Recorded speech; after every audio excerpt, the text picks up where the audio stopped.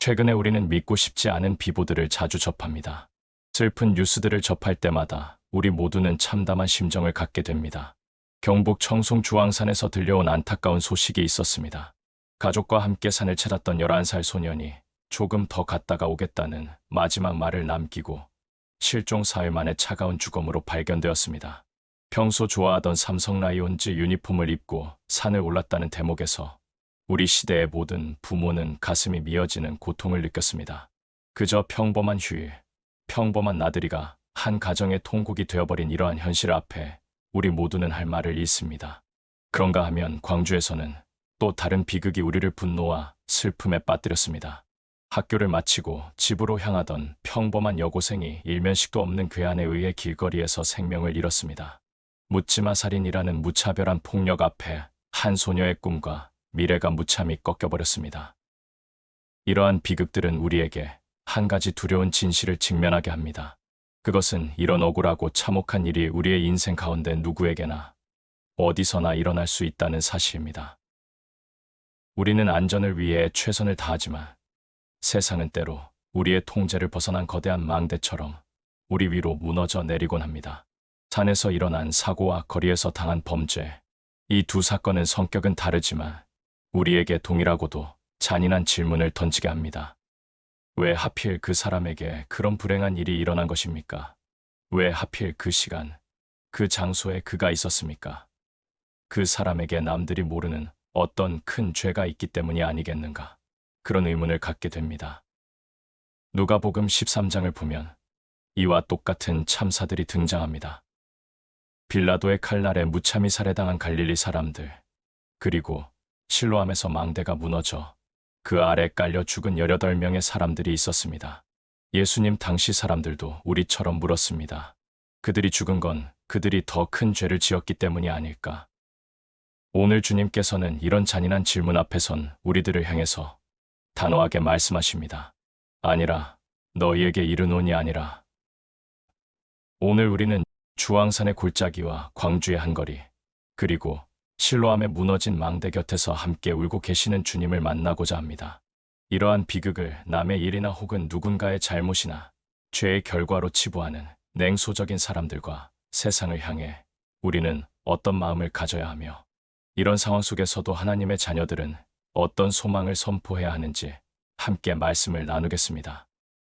성경의 다른 부분에는 기록되어 있지 않지만 이 유혈 사태는 유대인 역사가 요세푸스에 의한 기록으로 우리는 사건의 전모를 알 수 있습니다. 그는 유대인들의 반란으로 많은 무고한 사람들이 목숨을 잃었다고 묘사했습니다.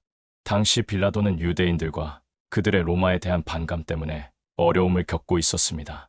빌라도는 예루살렘에 물을 공급하는 수로를 건설할 계획이었는데 로마 제국은 정교한 수로 시스템으로 유명합니다. 성전 헌금을 이 사업 자금으로 사용한 것이 문제의 시작이었습니다. 당연히 유대인들은 이에 분노하여 항해 시위를 벌였습니다. 이에 빌라도는 필요하다면 무력으로 진압하기 위해 무장한 군인들을 군중 속으로 보냈습니다. 빌라도는 유대인들에게 현장에서 떠나라고 명령했습니다. 그러나 그들은 담대하게 그를 비난했습니다. 이에 빌라도는 미리 약속했던 대로 군사들에게 신호를 보냈습니다. 이 갈릴리의 사람들은 로마 제국에 대항하여 독립운동을 일으켰던 열심당 사람들로 보여집니다. 이들은 주로 갈릴리를 중심으로 북쪽 지역에 출몰하며 로마군에 맞서 싸웠는데 그들 중 일부가 성전에서 희생제물을 바치던 중 체포되어 죽음을 당하게 되었던 것입니다. 빌라도는 이들을 죽인 후 그 피를 제물에 피해 섞음으로 로마에 대항하는 자들에게는 잔인한 보복이 가해진다는 것을 명백히 보여주고자 했습니다. 그런데 왜 이것이 잔인한 보복이냐? 유대인들에게 있어 성전에 드리는 제물은 반드시 흠이 없고 정결해야 했습니다. 이런 제물에 사람의 피가 섞이는 것은 상상할 수도 없는 극도로 부정한 행위였던 것입니다. 그런데 빌라도는 의도적으로 피를 섞음으로 이들의 제물을 가장 불결한 것으로 만들었습니다. 이것은 유대인들이 가장 신성하게 여기는 예배 행위와 성전을 철저히 모독하는 것이었습니다. 이는 신앙심 깊은 유대인들에게는 충격과 분노를 넘어선 신성 모독의 행위였습니다. 이 사건을 접해 들은 군중들은 예루살렘에서 죽은 갈릴리 사람들이 혹 다른 사람들보다 훨씬 더 악한 죄인들은 아닌지 의심했습니다. 예수님 당시 유대인들은 큰 비극이나 불행을 겪는 사람들은 틀림없이 다른 사람들보다 더 큰 죄를 지었기 때문에 하나님의 심판을 받는 것이란 생각을 가지고 있었기 때문입니다. 그러나 주님은 이렇게 말씀하십니다. 너희는 이 갈릴리 사람들이 이런 일을 당했으므로 다른 갈릴리 사람들보다 더 큰 죄인이라고 생각하느냐.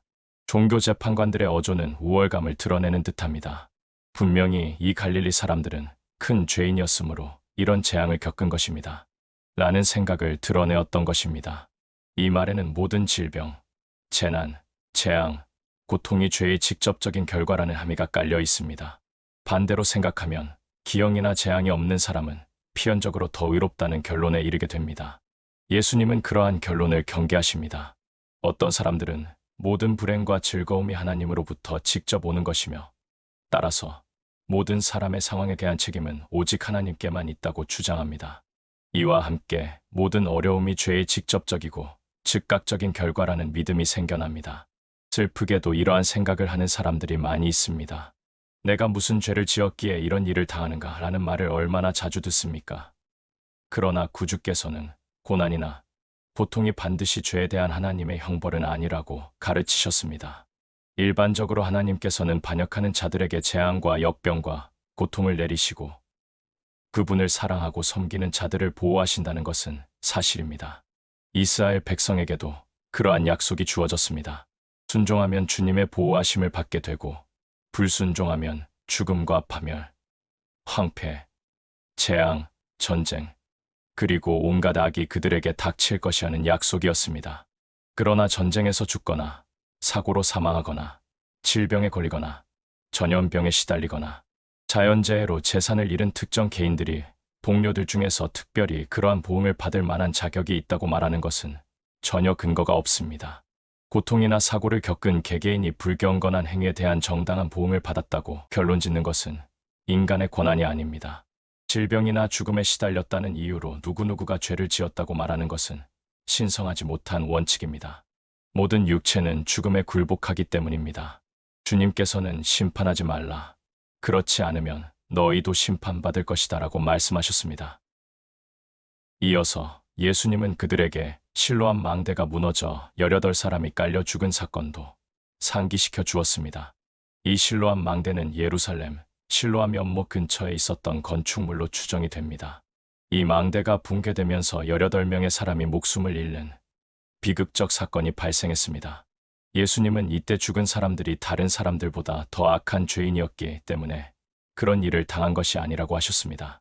그러면서 이렇게 말씀했습니다. 너희도 만일 회개하지 아니하면 다 이와 같이 망하리라.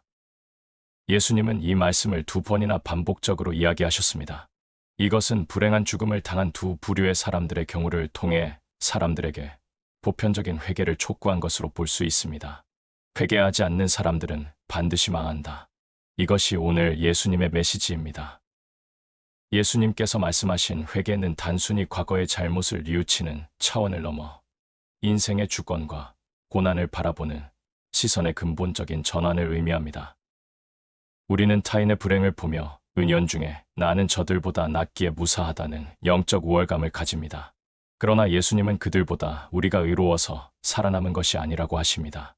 주황산의 부모를 향해 왜 조심하지 않았나라고 혀를 차거나 광주의 사건을 보며 세상이 악해서 나만 조심하면 된다고 생각하는 냉소적 태도를 버려야 합니다.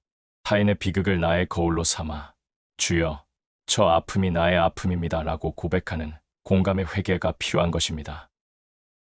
실로암 망대 아래 죽은 18명은 그 망대가 무너질 줄 꿈에도 몰랐을 것입니다. 망대는 본래 성벽을 지키고 안전을 보장하는 구조물이지만 때로는 그것이 가장 위험한 흉기가 되기도 합니다.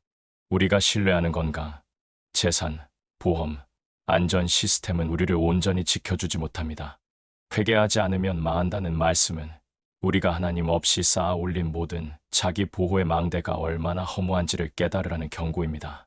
내일 일을 장담할 수 없는 유한한 존재임을 인정하고 오직 우리의 영원한 피난처 되시는 하나님께만 생명의 주권을 맡기는 절대 신뢰의 전환이 진정한 회개입니다.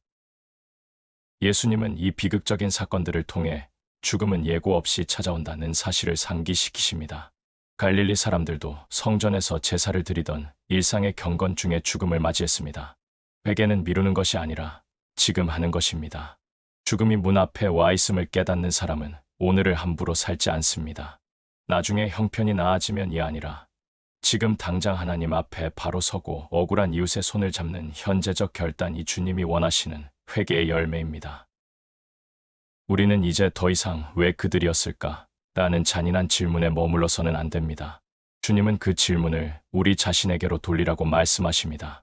예수님께서 2번이나 반복하신 너희도 만일 회개하지 아니하면 다 이와 같이 망하리라는 말씀은 심판에 대한 위협이 아니라 우리를 향한 간절한 사랑의 초대입니다. 이 비극들 앞에서 우리가 결단해야 할 진정한 회개는 무엇입니까? 첫째, 타인의 고난을 판단하던 교만의 망대를 허물어야 합니다. 누군가의 아픔을 보며 나는 저들보다 죄가 적어서 무사하다고 생각하는 것은 영적 마비 상태입니다. 주황산의 부모를 향해 혹은 광주의 희생자를 향해 던져지는 세상의 냉소적인 시선을 거두십시오. 대신 주여, 저 아픔이 바로 나의 아픔입니다. 저 가정이 겪는 눈물이 바로 내가 흘려야 할 눈물입니다. 라고 고백하며 그들의 곁을 지키는 긍휼의 마음을 회복해야 합니다. 그것이 하나님께로 돌이키는 회개의 시작입니다. 둘째, 내가 쌓은 안전의 망대가 아닌 하나님의 품을 신뢰해야 합니다. 우리는 건강, 재산, 보험이라는 망대가 우리를 영원히 지켜줄 것이라 믿고 살아갑니다. 하지만 신뢰함의 망대가 무너졌듯 이 땅의 모든 것은 언젠가 무너집니다. 회개하지 않으면 망한다는 것은 하나님 없는 인생의 허무함을 깨달으라는 경고입니다. 내일 일을 장담할 수 없는 연약한 존재임을 인정하고 오직 우리의 유일하고 영원한 피난처 되시는 하나님께만 생명의 주권을 맡기는 절대 신뢰의 자리로 나아갑시다. 셋째, 내일이라는 착각을 버리고 오늘 사랑하는 공동체가 됩시다. 사고와 사건은 예고 없이 찾아옵니다. 진정한 회개는 미루는 것이 아닙니다. 오늘 내 곁에 있는 가족을 한 번 더 안아주고 오늘 내 주변에 상처 입은 이웃을 찾아가 손을 잡는 것입니다. 죽음이 문 앞에 와 있음을 깨닫는 사람만이 오늘을 가장 가치 있게, 즉 사랑하며 살 수 있습니다.